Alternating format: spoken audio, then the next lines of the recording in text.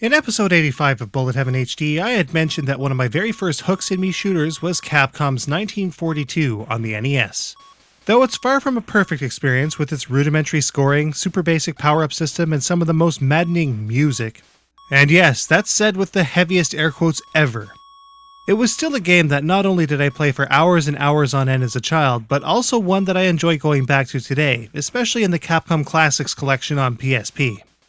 In 1999, Capcom also released a fairly faithful port of 1942 to the Game Boy Color, developed by Digital Eclipse. It featured more or less the same level of gameplay that you would expect from the NES version of the game, but with a few tweaks and upgrades. The aspect ratio of the game has been restricted from 4:3 to 1:1, given the Game Boy Color's square screen. This restricts your horizontal movement a bit, but not overly much. Your sprites are also quite large by comparison, so the 1:1 aspect and small playfield make for a fairly cramped experience before you get used to it.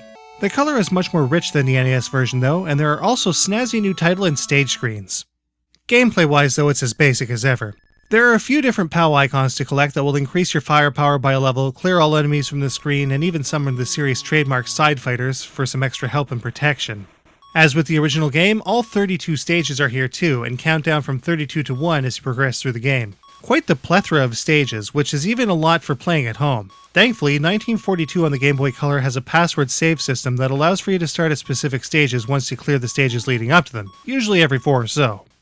But of course, at its core, it's still 1942, so get ready for some really infuriating sound. Since the Game Boy Color only has 4 sound channels, it manages to sound even worse than the NES version. So maybe you should play it with the sound turned down. While we're touching on the bad of things, there's also a tiny bit of input lag, around a 1/16th of a second or so. This can cause problems when the screen is particularly cluttered, but it's more or less something that can be overcome.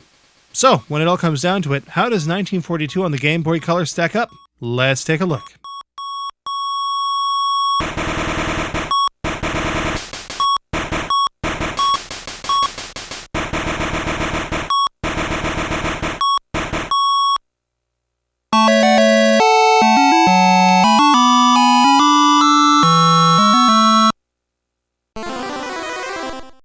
Outside of the snazzy new graphics and a bit of new BGM, the input laggy controls and super subpar sound make 1942 on the Game Boy Color less than lustrous. While there are still better versions out there, 1942 on the Game Boy Color isn't a complete bust though.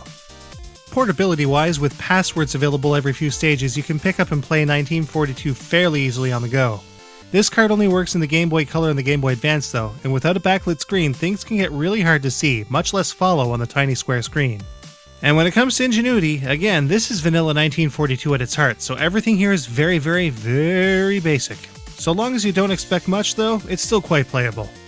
1942 is one of the games that got me into the genre very early in life. For me, the rose tint of my nostalgia glasses are ridiculously strong. But to the layperson, I'd recommend steering clear unless you share the nostalgia with the game that I do, or you'd like a slightly worse version of the game that you'd get on the NES. 1942 on Game Boy Color gets a 2 out of 5.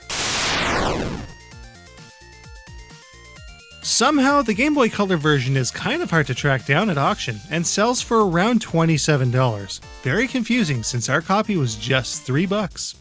If you can buy it low, it might be worth a look. Otherwise, stick to the NES version.